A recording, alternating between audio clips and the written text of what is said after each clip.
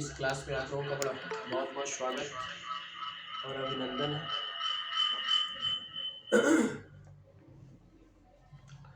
चलिए हम लोग कल फंडामेंटल राइट्स के विषय में इसके पहले लेक्चर में हम लोगों ने अध्ययन किया था, वो समाप्त हो चुका था। संविधान द्वारा प्रदत्त जो मूल अधिकार है उस विषय पे चर्चाएं हो गई थी और मूल अधिकार को आप अच्छे तरीके से दिमाग में बैठा लीजिएगा, स्थापित कर लीजिएगा, क्योंकि यहाँ से प्रश्न काफ़ी उठते हैं। भाग 3 में मूल अधिकार कहाँ से कहाँ तक और किस प्रकार के अधिकार राज्य के द्वारा नागरिकों के विकास हेतु उनके मूल अधिकार के रूप में उनको प्रदान किए गए। मूल अधिकार के विषय में भी चर्चा किया था कि मूल अधिकार को क्या किया जा सकता है, उसको क्या उसका परित्याग किया जा सकता है, उसको अल्पीकरण किया जा सकता है, उसको न्यून किया जा सकता है। ठीक है, आपातकाल में क्या स्थितियां थी, इसको इस बात पे भी हम लोगों ने चर्चा कर लिया था। ठीक है, कि मूल अधिकार अगर किसी व्यक्ति को प्रदान किया गया है तो वो मूल अधिकार का परित्याग नहीं कर सकता। अगर वो कहे कि नहीं मुझे ये अधिकार नहीं चाहिए तो ऐसा संभव नहीं है। ठीक है, मानव है, अगर जन्म लिया है तो मूल अधिकार उसका होगा ही और राज्य उसे देगा। ठीक है, आप उसको उससे अपने को वंचित नहीं कर सकते, ये ध्यान में रखिएगा। आपातकाल में मूल अधिकार को उसका अल्पीकरण किया जा सकता है, उसको न्यून किया जा सकता है, लेकिन आर्टिकल 20 और 21 आपातकाल में कभी इस आर्टिकल को कभी भी निलंबित नहीं कर सकते आप। कब? 20 और 21 को। आर्टिकल 19 जो ऐसा है कि जो ऑटोमेटिक आपातकाल में निलंबित हो जाता, और शेष आर्टिकल्स जो हैं वो आपको राष्ट्रपति के आदेश पर निलंबित किया जाता है। ठीक है, तो ये आपके मूल अधिकार से संबंधित चर्चाएं थी। अब हम आते हैं नेक्स्ट, राज्य के नीति निर्देशक तत्व। आप लोग हेडिंग डाल लें, नीति निर्देशक तत्व।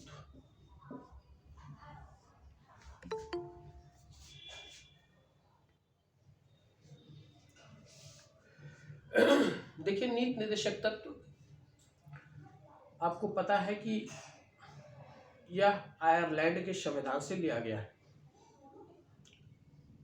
हमारा जब संविधान निर्मित हो रहा था तो बहुत कुछ, यानी कि 70% के आसपास, 2/3 भाग जो है 1935 के अधिनियम से लिया गया था, और शेष जो है वो आपके विभिन्न राष्ट्रों में प्रचलित प्रमुख जो संविधान के तत्व थे उनसे हम लोग ने प्राप्त किया था।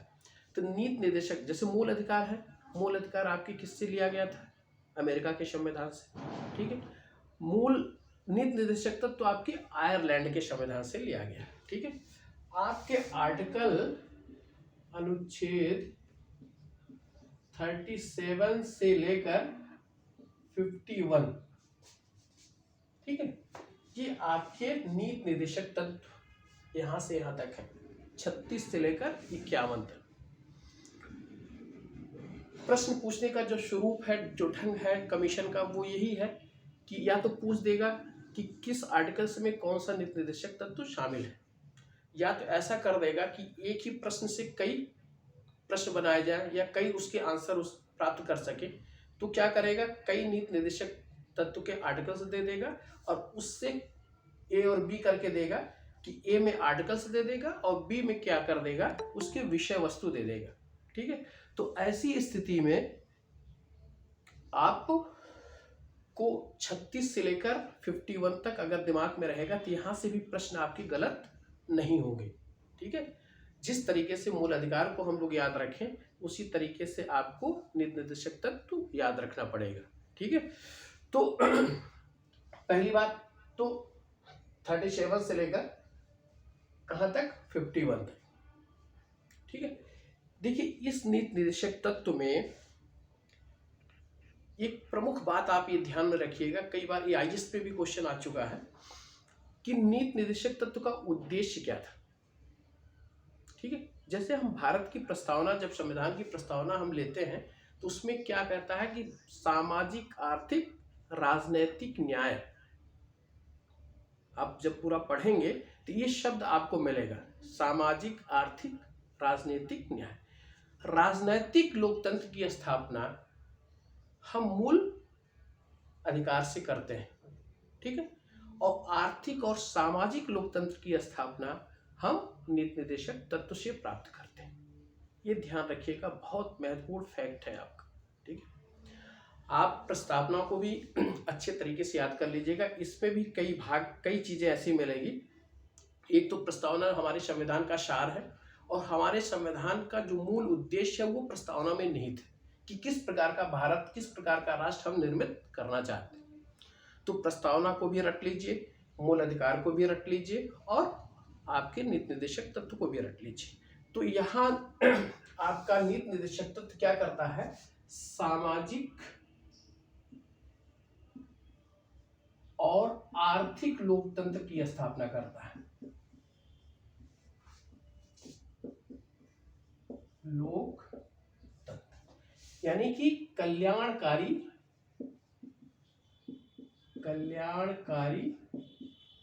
राज्य की स्थापना,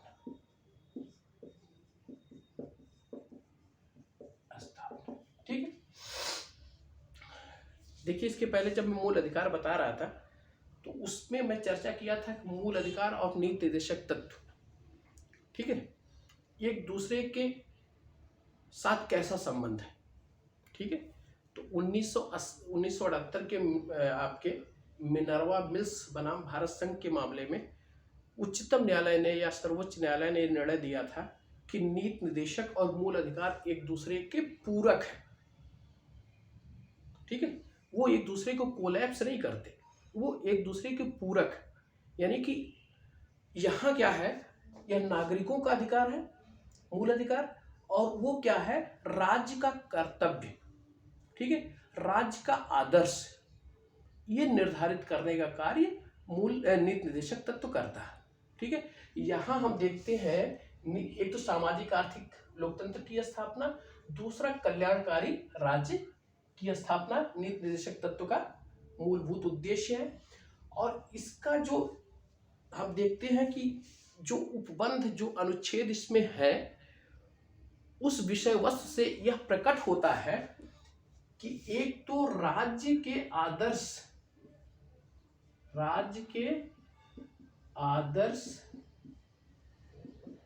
की या आदर्श राज्य की स्थापना, ठीक है, इसको लिख सकते हैं, आदर्श राज्य की स्थापना,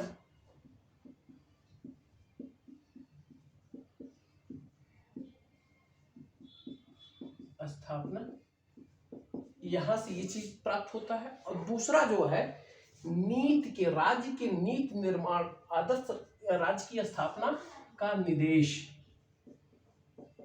यहां से प्राप्त होता है। और दूसरा, राज्य की नीति निर्माण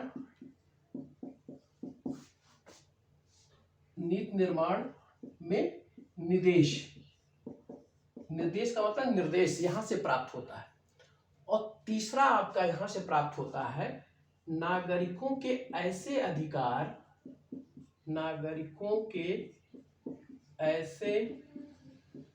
अधिकार जो न्याय निर्णय योग्य नहीं है,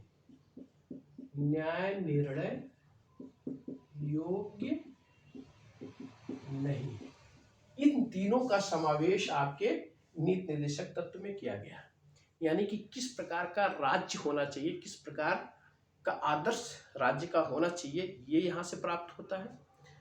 नीति के निर्माण में इन नीति निर्देशकों का निर्देश प्राप्त होता है, और नागरिकों को ऐसे अधिकार की बात भी करता है जो अधिकार न्याय निर्णय, यानी कि उसका न्यायिक निर्णय नहीं हो सकता, उनको लागू करने के लिए राज्य बाध्य नहीं है, प्रयास करेगा, ठीक है। मूल अधिकार में क्या है, मूल अधिकार के उल्लंघन पर यह बाध्य होता है, लेकिन यहाँ नागरिकों को ऐसे अधिकार प्राप्त है जिनकी जिनकी प्राप्ति की दिशा में राज्य प्रयास करेगा, लेकिन वो लागू करने के लिए बाध्य नहीं, ठीक है, प्रयास करेगा, ठीक है, यानी कि वो न्यायालय के द्वारा निर्णित नहीं हो सकता, ठीक है। तो नीति निर्देशक तत्व के जो मुख्य मुख्य बातें हैं मैं पुनः उसको दोहरा दे रहा हूँ। पहला, आप ध्यान रखिएगा भाग 4 में, ठीक, भाग 4 आर्टिकल 37 से लेकर आपके 51 तक, ठीक है, ये नीति निर्देशक तत्व है। इसके साथ साथ आपको नीति निर्देशक तत्व आयरलैंड के संविधान से लिया गया है। यह क्या करता है, राज्य के आर्थिक और सामाजिक लोकतंत्र की स्थापना इसका उद्देश्य है। लोक कल्याणकारी राज्य की स्थापना इसका उद्देश्य है। इसको 3 रूपों में हम देखते हैं। एक तो एक आदर्श राज्य की स्थापना का निर्देश यहाँ से प्राप्त होता है। दूसरा, नीति निर्माण में यह हमको डायरेक्ट करता है, हमको निर्देश करता है कि इस तरीके से नीति निर्माण होना चाहिए। और तीसरा इसके साथ यहाँ पर है, नागरिकों को कुछ अधिकार दिए गए हैं, लेकिन वह अधिकार न्याय निर्णय के योग्य नहीं है, यानी कि न्यायालय के द्वारा उसको प्राप्त नहीं किया जा सकता, ठीक है। तो इस प्रकार हमारे आपका नीति निर्देशक तत्व प्राप्त होते हैं। अच्छा, वो मैंने आपसे कहा कि 37 नहीं, 36 से लेकर 51 तक, ठीक है। अब देखिए,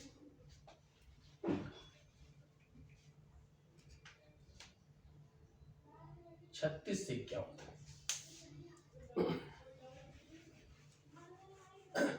अब हम एक एक अनुच्छेद पे चर्चा कर लेंगे कि क्या है।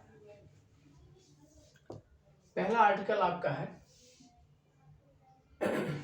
एक अनुच्छेद 37 जो इंपॉर्टेंट है उसको देख लीजिए, 37, ठीक है। इस आर्टिकल में कहा गया है कि नीति निर्देशक तत्व न्यायालय के द्वारा लागू नहीं कराए जा सकते, ठीक है। इसमें क्या है, नीति निर्देशक तत्व न्यायालय द्वारा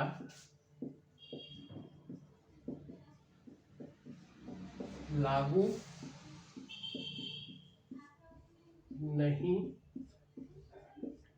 कराए जा सकते, ठीक है, यानी कि न्यायालय द्वारा ये परिवर्तनीय नहीं है, ठीक है।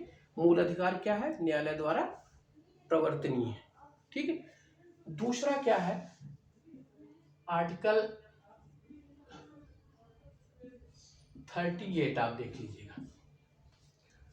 आर्टिकल 38 में कहा गया है कि राज्य इस तरीके से सामाजिक व्यवस्था बनाएगा जिसमें उसके लोगों को सामाजिक, आर्थिक, राजनीतिक न्याय में अभिवृद्धि हो सके। राज्य इस प्रकार का सामाजिक व्यवस्था क्रिएट करने की कोशिश करेगा कि लोगों के आर्थिक, सामाजिक और राजनीतिक न्याय में अभिवृद्धि हो सके, ठीक है। यह क्या कहता है, आर्टिकल 38, यानी कि सामाजिक, आर्थिक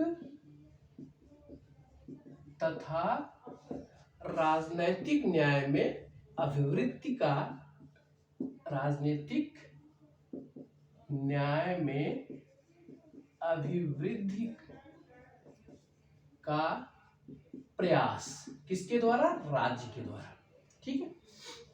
देखिए, नीति निर्देशक तत्व जो भी है, ठीक है, वो राज्य के द्वारा इसका प्रयास करना है कि राज्य कैसा आदर्श उपस्थित करेगा, किस प्रकार की नीति अपनाएगा, किस प्रकार नागरिकों को आपको व्यवस्था देने का प्रयास करेगा, ठीक है।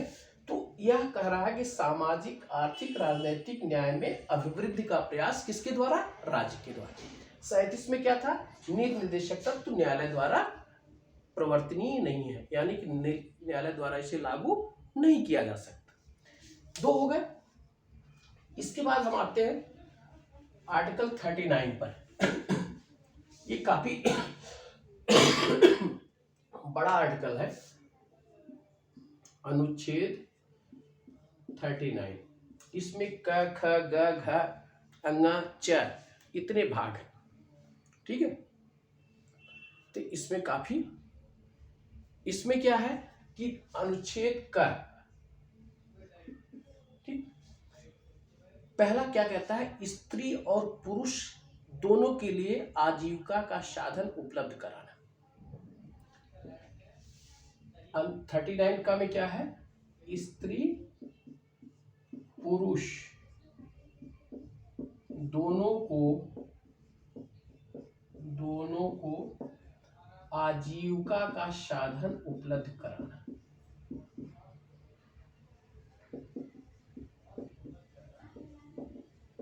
उपलब्ध कराना, ठीक। यह कौन करेगा, राज्य करेगा, ठीक है। एक बड़ी अनोखी व्यवस्था है। डॉक्टर अंबेडकर ने नीति निर्देशक तत्व के विषय में कहा था कि भारतीय संविधान का नीति निर्देशक तत्व भारतीय संविधान की एक अनोखी व्यवस्था है, ठीक है। ऐसी व्यवस्था, अच्छा, आयरलैंड के अलावा और किसी भी देश के संविधान में यह प्रचलित नहीं है, ठीक है। और केटी शाह का एक स्टेटमेंट इसके लिए है कि नीति निर्देशक तत्व एक ऐसा चेक है जिसे बैंक जब चाहे वो आपको प्रदान कर सकता है, ठीक है। बैंक का अर्थ यहाँ क्या है, राज्य। चेक किसको मिलना है, नागरिकों को। किसकी मर्जी पे मिलना है, राज्य की मर्जी पर, ठीक है। तो ये स्टेटमेंट केटी शाह का, ये भी पूछा गया है, इसलिए इसकी चर्चा मैं आपसे कर देना चाह रहा हूँ। सर, पहला क्या है सर जी, सर प्रणाम सर। सर ये कल टेस्ट हुआ था हमारे यहाँ कोचिंग में सर, उसमें ये क्वेश्चन था नीति निर्देशक तत्वों से। इसमें दिया है कि नीति निर्देशक तत्वों को किसने भारतीय संविधान का प्राण आत्मा कहा था। सर किसने कहा था सर? क्या आंसर क्या दिया इसमें? सर इसमें है डॉक्टर भीमराव अंबेडकर, आईबर जैनी, टीटी कृष्णाचारी, ठाकुरदास भार्गव। इसमें सेकंड है जेनिंग्स का। Jennings sir. सर हमने तो डॉक्टर भीमराव अंबेडकर किया था, और उसमें जो ऑप्शन था आंसर शीट में सर, उसमें डी ठाकुरदास भार्गव उसमें सही दिया था ऑप्शन। सर इसमें हम कंफ्यूज थे सर। ठाकुरदास भार्गव का कहीं स्टेटमेंट तो हमको नहीं दिखाई देता है इसमें, है ना जी सर, हम भी हम लक्ष्मीकांत में ढूंढ रहे तो सर मिला नहीं है, तो सर हम और ये कंफ्यूज चीज थे है सर। इसके विषय में, जेनिंग्स के, जैसे जेनिंग्स का जो स्टेटमेंट है वो भारत की संघीय व्यवस्था के रूप में है, ठीक है। कि संघीय व्यवस्था किस प्रकार से भारत का होना चाहिए, ये किसके है, और ये किसके नीति निर्देशक तत्व के विषय में है, जेनिंग्स का। और ठाकुरदास का तो मुझे आंसर भाई ये तो नहीं पता इसका स्टेटमेंट कि ठाकुरदास का कहीं है। हाँ एक चीज है, संवैधानिक उपचारों का अधिकार जो है, संवैधानिक उपचारों का अधिकार, वो आपको संविधान की आत्मा कहा है डॉक्टर भीमराव अंबेडकर ने। जी सर। जो आर्टिकल 32 में दिया गया है संवैधानिक उपचारों का अधिकार, ठीक है, उसको किसने कहा, डॉक्टर भीमराव अंबेडकर ने संविधान की आत्मा कहा। ये आप नोट कर लीजिएगा, ठीक है। जी सर। तो सर ये क्वेश्चन इसका ये मिसप्रिंट हो गया तो फिर सर ठाकुरदास का तो भाई एक चीज और कर लेते हैं, हमको जहां तक लगता है कि ठाकुरदास का नहीं होना चाहिए, और या तो मैं थोड़ा सा और देख लेता हूँ, लेकिन जेनिंग्स का मुझे ध्यान आ रहा है, ठीक है। इसमें टीटी कृष्णाचारी नहीं है, ठीक, टीटी कृष्णाचारी नहीं है, और डॉक्टर भीमराव अंबेडकर नहीं है। जेनिंग्स और ठाकुरदास का है। जेनिंग्स की संभावना मुझे अधिक लग रही है, ठीक है।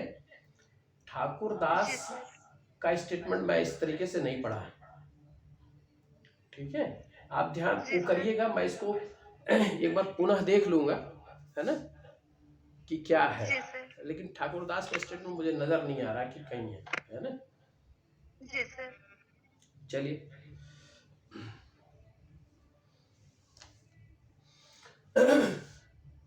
39 का क्या है, स्त्री पुरुष दोनों को आजीविका का साधन उपलब्ध कराना, ठीक है। एक महत्वपूर्ण ये है 39 का के अलावा एक महत्वपूर्ण आपका 39 घ है, खा और गा भी है, लेकिन 39 घ देख लीजिएगा। 39 घ, समान कार्य के लिए समान वेतन, समान कार्य के लिए समान वेतन। ठीक है, ये बहुत इंपॉर्टेंट है, ये कई बार आपके कमीशन के द्वारा पूछा गया है। ठीक है, तो एक स्त्री पुरुष दोनों को आजीविका का साधन उपलब्ध कराना, और घ क्या है, समान कार्य के लिए समान वेतन। अब हम थोड़ी चर्चा ख और ग पे भी कर लेते हैं। ठीक है, 39 ख क्या कहता है कि देश के संसाधनों का स्वामित्व और नियंत्रण इस प्रकार हो कि जिससे अधिक से अधिक सार्वजनिक हित समाहित हो। एक ख कहता है, ख क्या कहता है, संसाधनों का स्वामित्व का मतलब अधिकार, ठीक, स्वामित्व और नियंत्रण इस प्रकार हो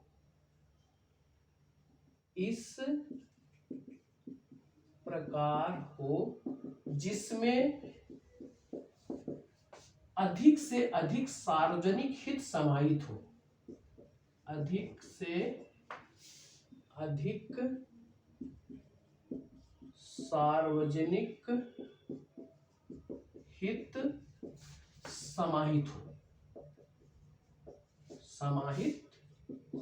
ठीक है, और इसी ख से मिलता जुलता स्टेटमेंट 39 ग का है। 39 ग ये कहता है कि संपत्ति और संसाधनों का केंद्रीकरण ना होने पाए, संपत्ति और संसाधनों का केंद्रीकरण ना होने पाए, यानी कि वो विकेंद्रीकरण की बात करता है कौन, 39 ग। तो आप इसको याद रखिएगा, ये 39 का और ये 39 घ, ये दो महत्वपूर्ण है। इसको समझ लीजिएगा कि संसाधनों का स्वामित्व और नियंत्रण इस प्रकार ना हो कि इस प्रकार होना चाहिए कि सार्वजनिक हित यहाँ सर्वाधिक हो। ठीक है, और उसमें क्या कह रहा है कि संपत्ति और संसाधनों का विकेंद्रीकरण हो, केंद्रीकरण ना होने पाए। ठीक है, ये 39 ग कहता है। 39 ग, संपत्ति और संसाधनों का केंद्रीकरण ना होने पाए। ठीक है, अब हम देखिए, किसी चीज को दिमाग में बैठाने के लिए आप एक काम करिएगा कि बार बार क्रमशः उसको देखने का प्रयास करिए। अब फिर देखिए, हम 2-3 आर्टिकल्स हम लोगों ने पढ़ा, एक 37 पढ़ा, एक 38 पढ़ा, एक 39 पढ़ा। 39 में और भी चीजें हैं। एक कहता है कि श्रमिकों के लिए श्रमिक स्त्री और पुरुष की शक्ति और अबोध बालकों की शक्ति का दुरुपयोग ना होने पाए। ठीक है, और श्रमिकों के स्वास्थ्य और की यहाँ पर व्यवस्था 39 अंगा में किया गया था, अंगा नहीं चा में किया गया है। ठीक है, तो इसकी चर्चा आप मत करिए और इसको देखने का प्रयास मत करिए। अगर आप जान लें तो ठीक है, वरना अगर आप छोड़ देंगे तो भी आर के लिए कोई दिक्कत नहीं होगी। ठीक है, 39 का और 39 घ को आप याद रखिएगा। मैंने फिर कहा 37 में क्या है, न्यायालय द्वारा प्रवर्तनीय नहीं है। उसके बाद क्या है 38 क्या कहता है कि सामाजिक, आर्थिक, राजनीतिक न्याय में अवरुद्ध करने का कार्य राज्य के द्वारा हो। फिर 39 क्या कहता है, 39 कहता है का के द्वारा कि स्त्री पुरुष को आजीविका का साधन उपलब्ध कराना। खा क्या कहता है, 39 खा कहता है कि आपके संपत्ति, उसका आर्थिक साधनों का इस प्रकार से वितरण हो कि जिसमें सार्वजनिक हित सर्वाधिक हो। 39 गा क्या कहता है कि संपत्ति और संसाधनों का केंद्रीकरण न होने पाए। और 39 घ कहता है कि समान कार्य के लिए समान वेतन। ठीक है, उसके बाद श्रमिकों के स्वास्थ्य की व्यवस्था 39 अंगा की बात करता है। ठीक है, तो उसको आप छोड़ दीजिएगा और शेष बातें आप आपके कोई पुस्तक आपके पास अगर हो तो उसको आप देख लीजिएगा कि 39 में और क्या उल्लेख प्राप्त होता है। ठीक है। इसके बाद हम आते हैं आर्टिकल 40।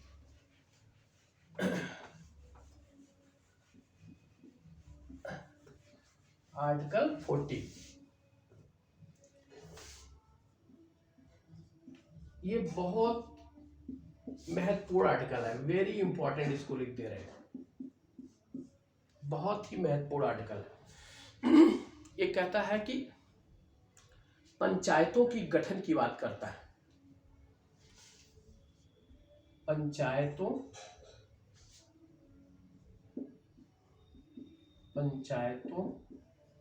के गठन।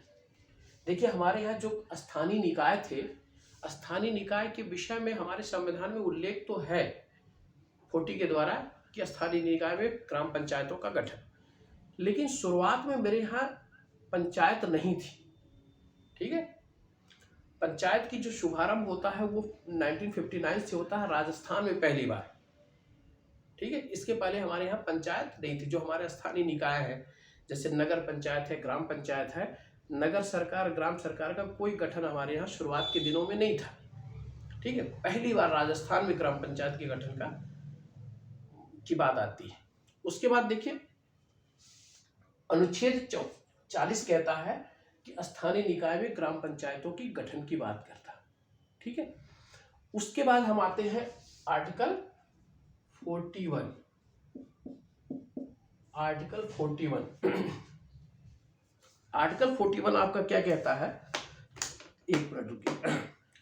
पहला है कि काम पाने का अधिकार, काम पाने का अधिकार मतलब हर एक व्यक्ति को राज्य का ये कर्तव्य है कि प्रत्येक व्यक्ति को कार्य उपलब्ध कराए। ठीक है, और इसके साथ साथ 41 ये भी कहता है कि आपका बीमारी, ठीक है, बुढ़ापा, ठीक, अन्य कार्यों में असमर्थ लोगों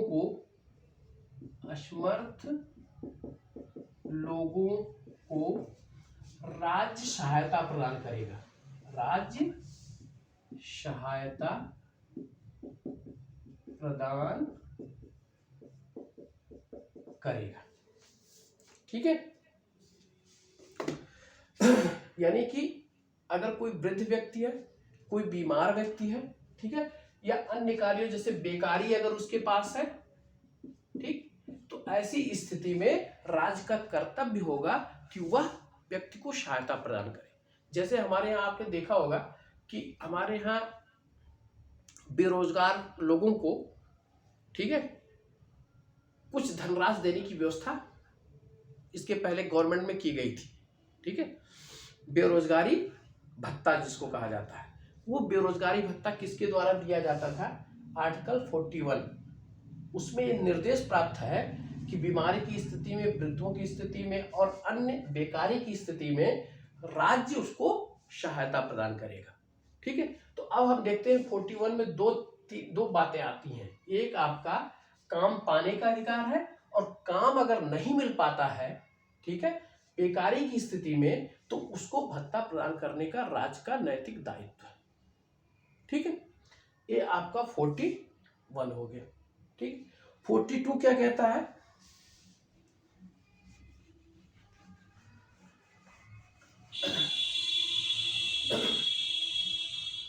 आर्टिकल 42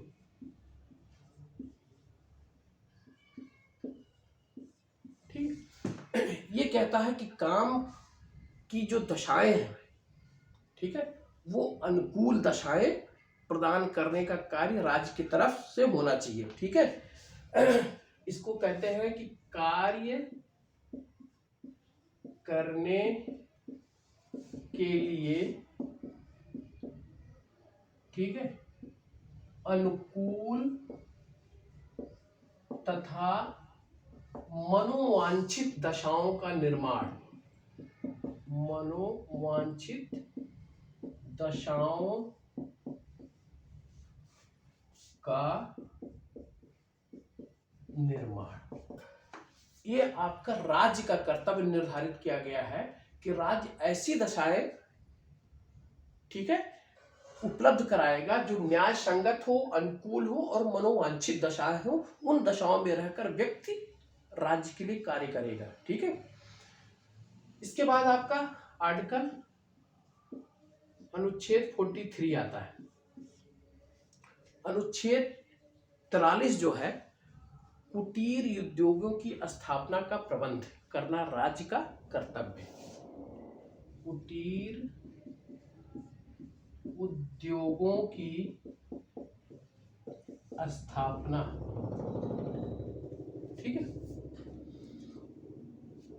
अब हम इसको पार्ट में तोड़ लेते हैं। ये 37, 38, 39 को एक साथ देखते हैं, फिर उसके बाद 40, 41, 42, ठीक है, 43 को एक साथ, ठीक है, थोड़ी सहूलियत होगी। 37 फिर मैं आपको बता रहा हूं कि न्यायालय द्वारा प्रवर्तनीय नहीं है नीति निर्देशक तत्व। 38 क्या है कि ऐसी व्यवस्था का निर्माण करना जिसमें अधिक से अधिक सामाजिक, आर्थिक, राजनीतिक लाभ की प्राप्ति हो सके या उसकी अभिवृद्धि हो सके। 38 कहता है। 39 में क्या कहता है? समान कार्य के लिए समान वेतन, ठीक है। संपत्ति और संसाधनों का ऐसा उपयोग हो जिसका सार्वजनिक हित अधिक से अधिक हो। फिर 39 गा क्या कहता है आपका कि संपत्ति और संसाधनों का विकेंद्रीकरण न होने पाए। और अब इसमें क्या है, 39 का में क्या कहता है? 39 का कहता है कि स्त्री पुरुष को जीविका का साधन उपलब्ध कराना, और 39 घ कहता है कि समान कार्य के लिए समान वेतन। ये तीन एक तरफ कर लीजिए। उसके बाद 40 में हम आते हैं। 40 में ग्राम पंचायतों के गठन की बात है। 41 में क्या है? 41 कहता है आपका काम पाने का अधिकार और बेकारी की अवस्था में, बुढ़ापे की अवस्था में, वृद्धावस्था में राज्य के द्वारा सहायता प्राप्त करने का अधिकार, ठीक है। और 42 क्या कहता है कि ऐसी परिस्थिति का निर्माण राज्य के द्वारा किया जाएगा कि न्याय संगत, मनोनुकूल और मनोवांछित दशाओं का निर्माण न्याय राज्य के द्वारा किया जाएगा जिसमें हम लोग काम कर सकें। और 42 में एक बात और कही गई है कि स्त्रियों को प्रसूति सहायता पाने का अधिकार, ठीक है। ये ध्यान रखिएगा, ये बहुत इंपॉर्टेंट है कि किस आर्टिकल के द्वारा स्त्रियों को प्रसूति सहायता प्राप्त हो सकती है। तो वो आर्टिकल आपका क्या है? 42, प्रसूति सहायता प्राप्त, ठीक है। यहाँ हमको दो चीजें मिलती हैं। एक तो कार्य करने के लिए अनुकूल, न्याय संगत तथा मनोवांछित दशा का निर्माण, और फिर यहाँ एक मिलता है प्रसूति सहायता प्राप्त करना या प्रदान करना या राज्य का कर्तव्य, ठीक है। 43 कहता है कुटीर उद्योगों की स्थापना करना, ठीक। अब हम आते हैं 44।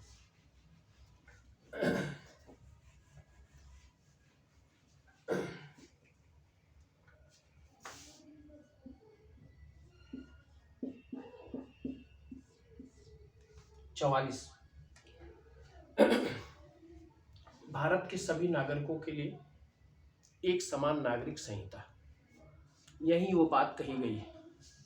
सभी नागरिकों के लिए एक समान नागरिक संहिता, ठीक है। एक समान नागरिक संहिता का क्या मतलब है कि ऐसी व्यवस्था प्रचलित हो कि जो सभी नागरिकों को पर एक साथ एक समान आच्छादित हो। हमारे यहाँ जैसे क्या है कि विभिन्न धर्म के लोग निवास करते हैं, तो उनको धर्म के आधार पर, ठीक है, उनको अलग अलग व्यवस्थाएं दी गई।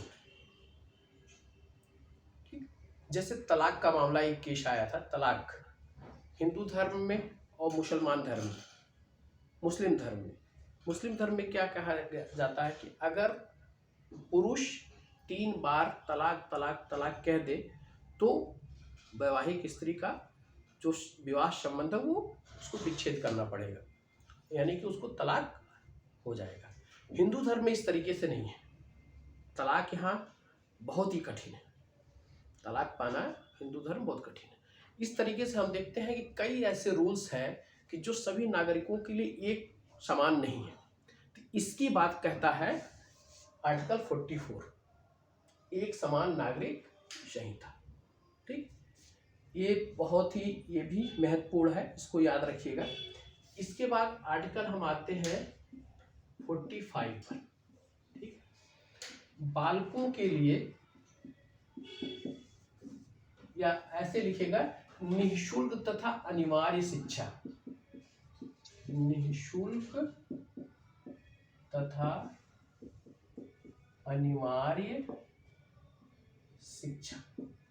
ठीक है, ये देखिए राज्य का कर्तव्य है कि 14 वर्ष से कम उम्र के बालकों के लिए राज्य निःशुल्क तथा अनिवार्य शिक्षा उपलब्ध कराए। ठीक है, ये संविधान में तो कह दिया गया, लेकिन राज्य लागू करते करते काफी समय हो गया। आप देखते हैं कि 86 संविधान संशोधन जब लागू हुआ 2002 में, तब जाके निःशुल्क तथा अनिवार्य शिक्षा की बात एक्सेप्ट की गई। ठीक, तो 86वें संविधान संशोधन के द्वारा ये आर्टिकल लागू किया गया।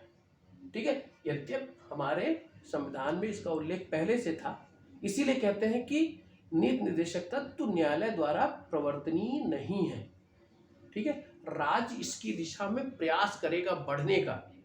ठीक है, लेकिन जबरदस्ती नहीं किया जा सकता कि न्यायालय इसको लागू करा दे। ठीक, तो यह निःशुल्क तथा अनिवार्य शिक्षा क्या है, वो आर्टिकल 45 के द्वारा। ठीक है, अब आगे देखिएगा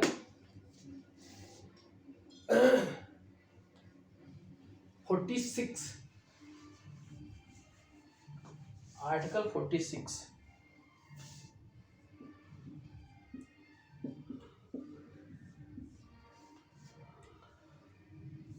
आर्टिकल 46 कहता है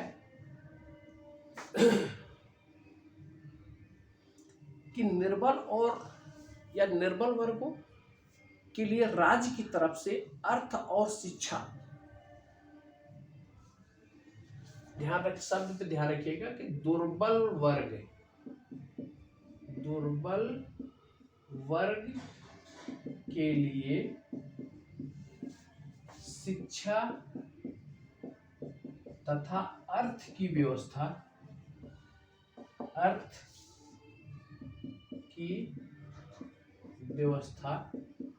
राज्य द्वारा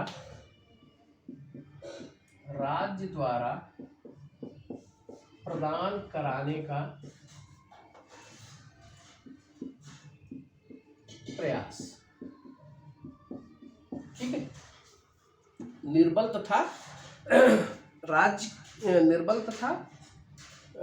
वर्गों के लिए शिक्षा तथा अर्थ, ठीक है, संबंधी उनके जो हित है, ठीक है, अर्थ तथा शिक्षा संबंधी जो उनके हित है, उनके हित में अवृद्धि कराने का प्रयास किसकी तरफ से किया जाएगा, राज्य की तरफ से किया जाएगा। यह किस आर्टिकल में है, 46 में। ठीक है, यानी कि हमारे यहाँ जो लोग आर्थिक रूप से, शैक्षिक रूप से कमजोर हैं, उनकी अवृद्धि का प्रयास किसके द्वारा किया जाएगा, राज्य के द्वारा। इसका उल्लेख कहाँ किया गया है, 46 में। 47 में क्या किया गया है,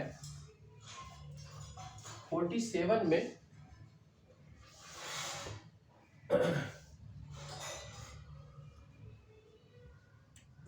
में कहा गया है कि पोषाहार स्तर तथा जीवन स्तर को उच्च करने का प्रयास राज्य के द्वारा। पोषाहार स्तर यानी कि जो खा रहे हैं, ठीक है, तथा जीवन स्तर रहन सहन को उच्च करने का प्रयास,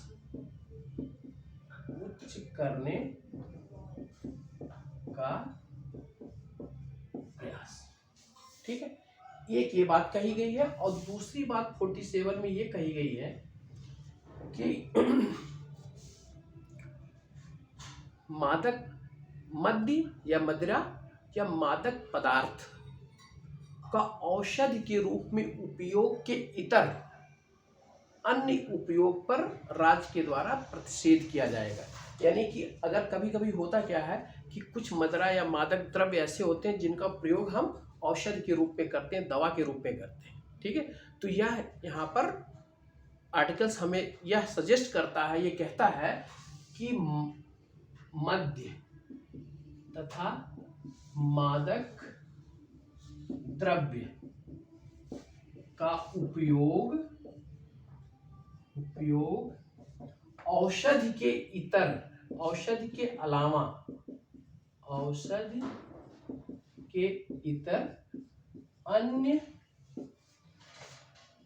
कार्यों में, ठीक है, उपयोग पर प्रतिबंध या निषेध करते हैं, पर निषेध, ठीक। यानी कि मादक द्रव्यों का उपयोग या मदिरा का उपयोग हम किस में कर सकते हैं, सिर्फ औषध के रूप में कर सकते हैं, अन्य किसी कार्यों में इसका उपयोग नहीं कर सकते हैं, ठीक है। ये आपका 47 हो गया। पोषाहार स्तर तथा जीवन स्तर को उच्च करने का प्रयास, ठीक है, और मद्य तथा मादक द्रव्य का उपयोग और औषध के इतर किसी अन्य प्रयोजन में हम इसका उपयोग नहीं कर सकते। इसके बाद आपका 48, 49, 50, तीन ये भी बहुत महत्वपूर्ण इसमें से है। 48 क्या कहता है? 48 कहता है कि पर्यावरण की रक्षा, ठीक है, पर्यावरण की रक्षा, ठीक है, ये हमारा 48 कहता है। 48 कहता है कि पर्यावरण की रक्षा तथा वन्य जीवों की सुरक्षा, ठीक। 48 के दो भाग हैं, एक भाग आपका 48 का है, ये 48 का है, इसके दो भाग हैं, एक 48 है, एक 48 का है, ठीक है। तो का में क्या है? पर्यावरण की रक्षा तथा वन्य जीवों की सुरक्षा। और 48 में क्या कहता है कि कृषि तथा पशुपालन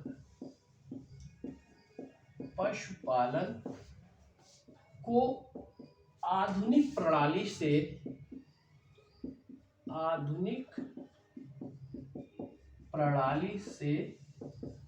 सुसज्जित करना,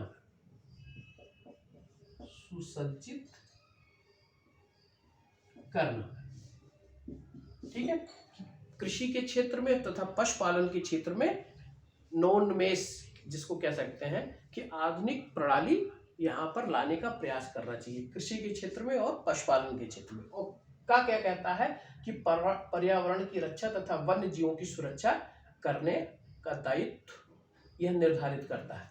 देखिए यह क्या है कि नागरिकों के भी कर्तव्य की थोड़ी सी यहाँ पर चर्चा की गई है। ये राज्य का कर्तव्य तो वही है, लेकिन इसके साथ साथ ये नागरिकों का भी एक कर्तव्य है, ठीक है। उसके बाद देखिए 49,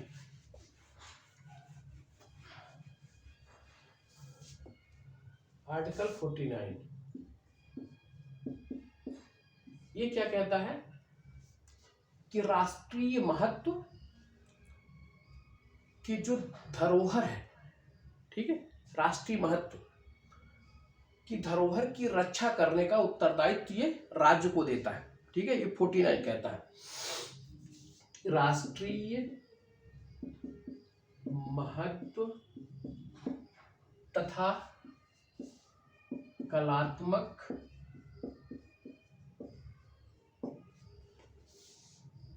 धरोहरों की रक्षा करने का दायित्व, ठीक। और आर्टिकल 50 ये कहता है मेरा, आर्टिकल 50 कहता है कि कार्यपालिका तथा न्यायपालिका, कार्यपालिका तथा न्यायपालिका के अधिकारों का बंटवारा। ये क्या कहता है मेरा 49, ये कहता है कि कार्यपालिका तथा न्यायपालिका की शक्तियों का, इसको पृथक्करण, बंटवारा के स्थान पर हम कह सकते हैं अधिकारों का पृथक्करण,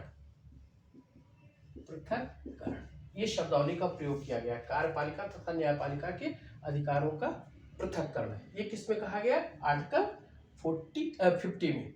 और आर्टिकल 51 में क्या कहा गया है कि राज्य का कर्तव्य है कि वह अंतर्राष्ट्रीय शांति और सुरक्षा की अभिवृद्धि के लिए प्रयास करे। ठीक है, अनुच्छेद 51 कहता है कि अंतर्राष्ट्रीय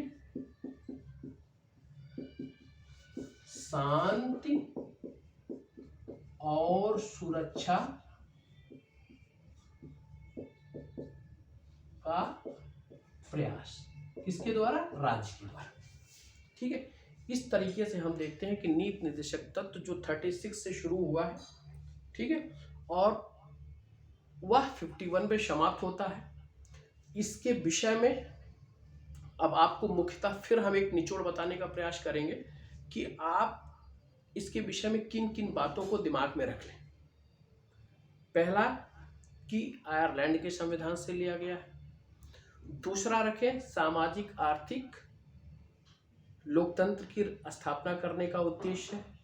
तीसरा रखें कि लोक कल्याणकारी राज्य की स्थापना का भी उद्देश्य है।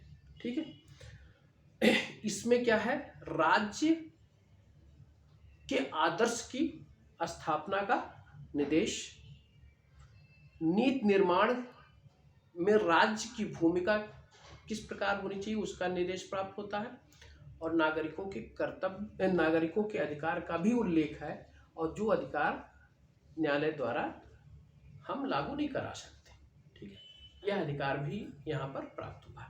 अब इसमें आप याद रखिएगा कौन कौन सा, हम लास्ट से शुरू करते हैं। आप इसमें 51 याद रखिएगा।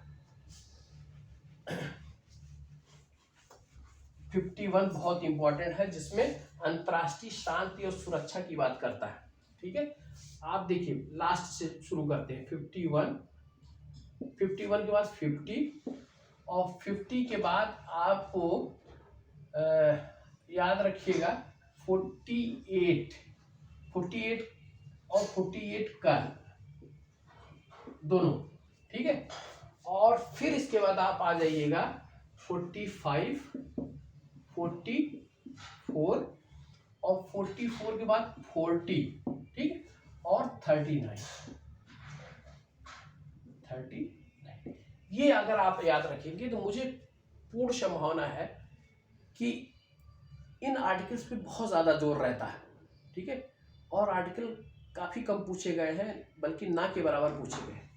आप 50, 51, 50, 40, 48 का, और 45, 44, 40 और 39। अगर उल्टा चलते हैं तो 39, 39, 40, 44, 45, ठीक है, और फिर 48, 50, 51। इतने आर्टिकल्स तो बिल्कुल ज़बानी आपको याद रखना चाहिए। ठीक है, ये आर्टिकल को मैं पुनः दोहरा देता हूँ। यहाँ क्या है सर, यहाँ देखते हैं हम 39 में आजीविका का साधन, समान कार्य के लिए समान वेतन, निःशुल्क और विधिक सहायता का भी उल्लेख इसमें है। जब किसी व्यक्ति को अगर न्याय की जरूरत पड़ती है और उसको किसी प्रकार की सहायता नहीं उपलब्ध हो पाती, या वो अपने वकील को, अपने एडवोकेट को नहीं कर पाता, तो उसकी सहायता करना किसका कर्तव्य माना गया? राज्य का कर्तव्य माना है। यानी कि निःशुल्क और विधिक सहायता भी 39 से हमें प्राप्त होता है। ठीक है, तो एक तो आपका समान कार्य के लिए समान वेतन, स्त्री पुरुष को आजीविका का साधन उपलब्ध कराना, और निःशुल्क कार्य के लिए निःशुल्क सहायता भी यहाँ से हमें मिलता है। ये 39 हो गया। 40 में ग्राम पंचायत हो गया। 44 में समान नागरिक संहिता हो गई। 45 में निःशुल्क तथा अनिवार्य शिक्षा हो गया। 48 में क्या हो गया, पर्यावरण की रक्षा, वन्य जीवों की रक्षा करना, ठीक है। कृषि तथा पशुपालन का आधुनिक ढंग से उसको सुसज्जित करने का प्रयास करना। 50 क्या है, न्यायपालिका तथा कार्यपालिका के कार्यों का पृथकीकरण किया गया है। और 51 क्या है कि अंतर्राष्ट्रीय शांति तथा सुरक्षा की अभिवृद्धि का प्रयास राज्य के द्वारा करना, ठीक है। ये हमारे नीति निर्देशक तत्व हैं। ये अगर आपको रहेगा तो यहाँ से कोई क्वेश्चन आपके गलत होने की संभावना नहीं रहेगी। अब हम थोड़ा सा इस पर चर्चा कर लेते हैं नीति निर्देशक तत्व के अलावा, ठीक है। राज्य के मूल कर्तव्य,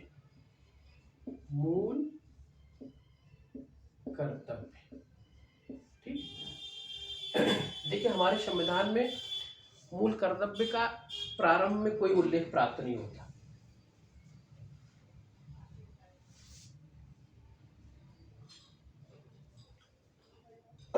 प्रारंभ में कोई उल्लेख प्राप्त नहीं होता। मूल कर्तव्य जो है 42वें संविधान संशोधन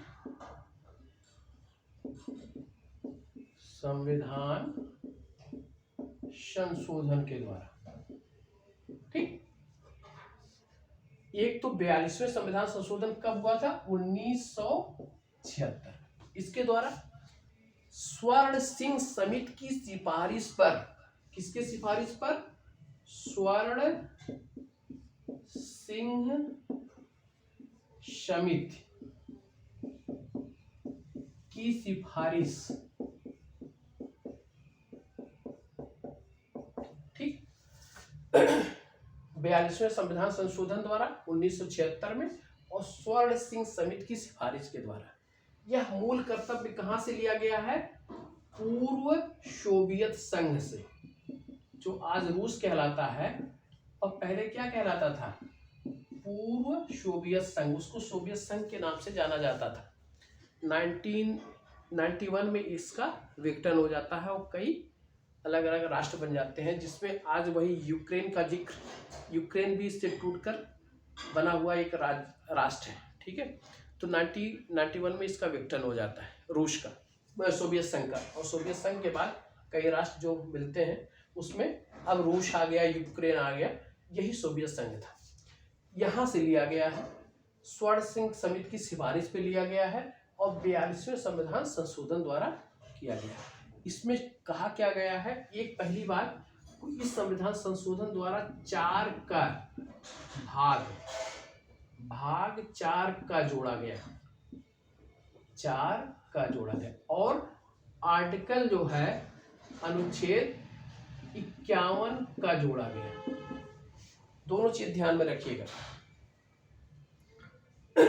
स्वर्ण सिंह समिति की सिफारिश पर 42वां संविधान संशोधन 1976 अनुच्छेद में भाग 4 का जोड़ा गया, संविधान में भाग 4 का जोड़ा गया और आर्टिकल 51 का जोड़ा गया, ठीक।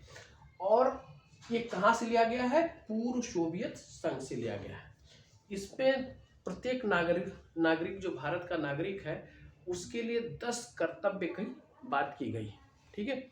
लेकिन 2002 में 86वें संविधान संशोधन द्वारा इसमें शिक्षा का अधिकार जो शामिल किया गया था, उसमें एक कर्तव्य भी भारतीय नागरिकों के लिए कहा गया है कि अपने बच्चों को आप 14 वर्ष से कम वर्ष आयु के बच्चों को आप शिक्षा उपलब्ध कराने का कर्तव्य आपका है, ठीक है। देखिए इस चीज में 86वें संविधान संशोधन में 2 बातें दिमाग में रखिएगा। एक तो मूल अधिकार में संशोधन, मूल अधिकार में 21 का जोड़ा गया, ठीक। 21 का में क्या हुआ है कि निःशुल्क तथा अनिवार्य शिक्षा मूल अधिकार में वहां दिया गया है। और फिर मूल कर्तव्य में 51 का में 11वें नंबर का मूल कर्तव्य भी इसके द्वारा प्रदान किया गया है। तो 2 चीजें ध्यान रखिएगा, निःशुल्क तथा अनिवार्य शिक्षा 2 जगह है, एक मूल अधिकार में भी है और एक मूल कर्तव्य में भी है। मूल अधिकार में कहाँ है, 21 का में है, मूल कर्तव्य में कहाँ है, 51 का के 11वें नंबर पर है। ठीक है, ये आपका हो गया।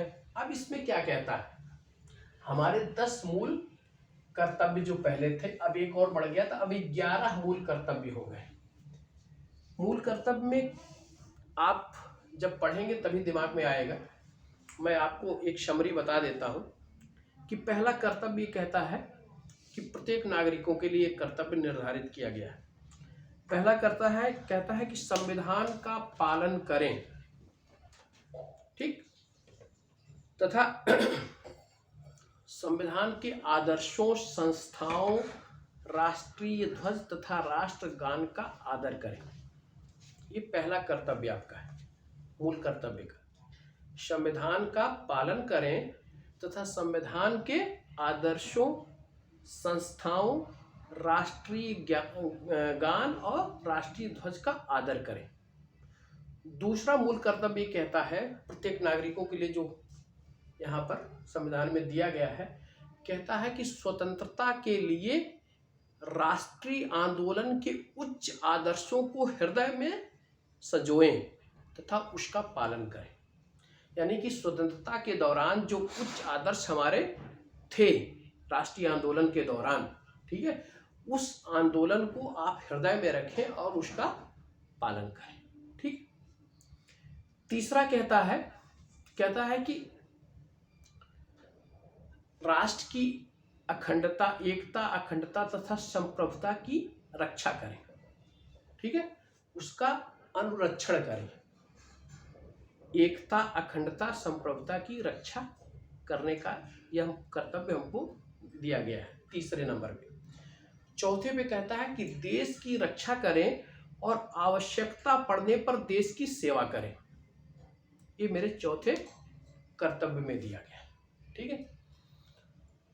पांचवा मूल कर्तव्य हमारा कहता है कि देश की सामाजिक व्यवस्था का इस प्रकार विकास करें कि उसमें धर्म, भाषा, क्षेत्र तथा वर्ग के आधार पर कोई भेदभाव ना हो। यानी कि देश में समरसता तथा भ्रातृत्व की भावना का विकास करें जो वर्ग, क्षेत्र, धर्म तथा भाषा के से परे हो।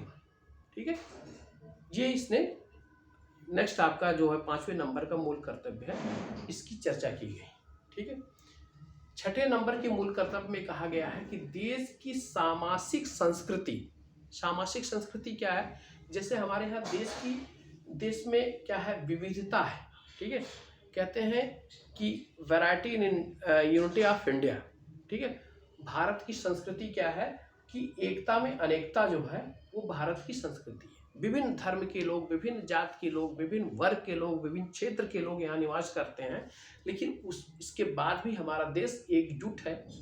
ठीक है, और ये हमारी सामाजिक संस्कृति की देन है, यानी कि मानवतावाद जो, ठीक है, सबको अपने अंदर समा लेने की जो क्षमता हमारे अंदर है उसकी देन है। इसको सामाजिक संस्कृति कहा जाता है। ठीक है, तो उसने कहा कि देश की सामाजिक संस्कृति के महत्व को समझें और उसका परिरक्षण करें। ये 6 हो गया आपका। सातवां क्या कहता है?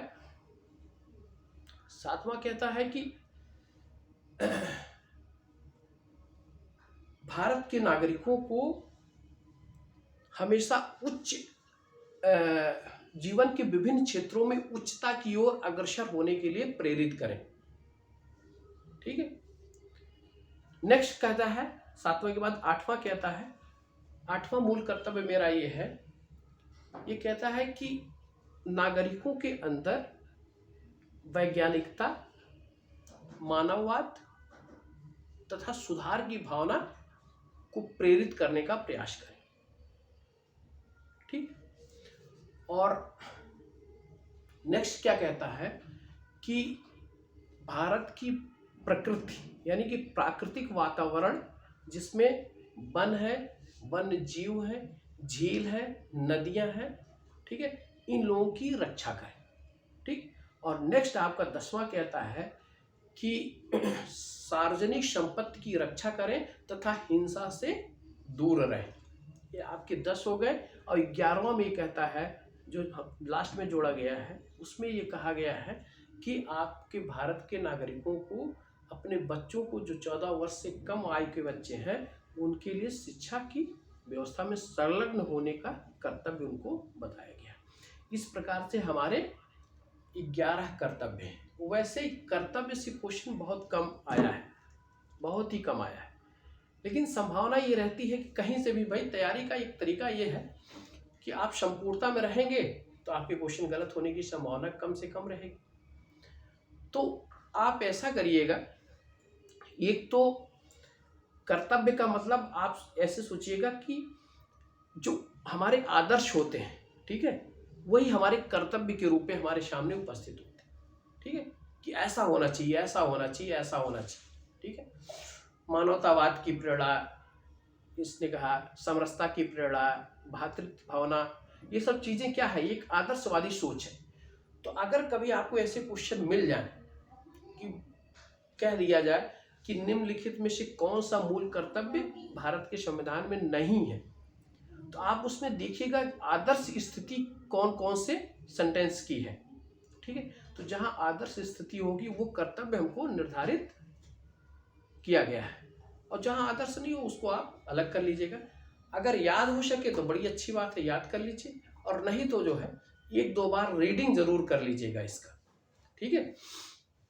तो भारतीय संविधान में आज हम लोगों ने नीति निर्देशक तत्व और मूल कर्तव्य की चर्चा की। अब यहाँ से संविधान, अभी तक तो हम क्या करते हैं कि जैसे कि प्रस्तावना जो होती है, ठीक है, यानी कि किसी चीज़ की पूर्व पीठिका जिसको कहते हैं, ठीक है, उसकी चर्चा हम लोगों ने संविधान के अंतर्गत की। अब हम संविधान में लोगों को, जो विभिन्न प्राधिकारी हैं, जो हमारे भारत सरकार है, आपकी लोकसभा राज्यसभा है, प्रांतीय सरकार है, विधानसभा विधान परिषद है, विधायिका है और स्थानीय प्राधिकारी हैं, उन सबके कर्तव्यों के, उन सबके अधिकारों के, उन सबके निर्वाचन के, उन सबके विषय में, ठीक है, ये चर्चाएं अब इसके बाद शुरू होगी। अब यहाँ से मेरा क्या शुरू होता है, अभी तक हम भाग 4 पढ़े, अब भाग 5 में संघ, पहली बार भारतीय राज्य क्षेत्र की जो प्रशासनिक व्यवस्था है, उस व्यवस्था पे चर्चा यहाँ से शुरू होगी। अब हमारे राष्ट्रपति, उपराष्ट्रपति, प्रधानमंत्री, मंत्रिपरिषद, सांसद, ठीक है, नियंत्रक महालेखा परीक्षक, महान्यायवादी, उच्चतम न्यायालय, ठीक है, इस सब की चर्चाएं हम लोग यहाँ करेंगे। वो कहाँ से कहाँ तक है, भाग 5 आर्टिकल कहाँ से लेकर 52 से लेकर 151 तक, ये मेरा संघ कैसे, यानी कि जो केंद्र है वो कैसे आपका प्रशासनिक व्यवस्था या उसकी सारी व्यवस्था कैसे चलती हैं, यहाँ पर इसकी चर्चा होगी। और फिर उसके बाद भाग 5 के बाद भाग 6 में राज्य आता है, राज्य की प्रशासनिक मशीनरी किस तरीके से कार्य करती है, ये चर्चा हम लोग करेंगे। वह आर्टिकल 152 से लेकर 237 तक। तो इसमें एक सहूलियत हम लोगों को ये मिलेगी कि अगर हम राज्य की व्यवस्था, संघ की व्यवस्थाओं को हम समझ लें, तो उसी पैटर्न पर टोटल राज्य की व्यवस्था है। जिस आर्टिकल में राष्ट्रपति का उल्लेख है, जो राष्ट्रपति की मान लीजिए शक्तियां हैं, राष्ट्रपति के निर्वाचन है, राष्ट्रपति के अधिकार है, पदावधि कब तक है, उसी का जब 89 उसमें जोड़ेंगे तो हमको राज्य के राज्यपाल के विषय में पता चल जाएगा, ठीक है। तो इस तरीके से सेम वही चीज हमारे उसमें है, 89 का अंतर हमको प्राप्त होता है। तो अब हम लोग जो नेक्स्ट लेक्चर है वो भाग 5 का है, और 5 में संघ, ठीक है। तो आज इस लेक्चर को यहीं समाप्त किया जाता है।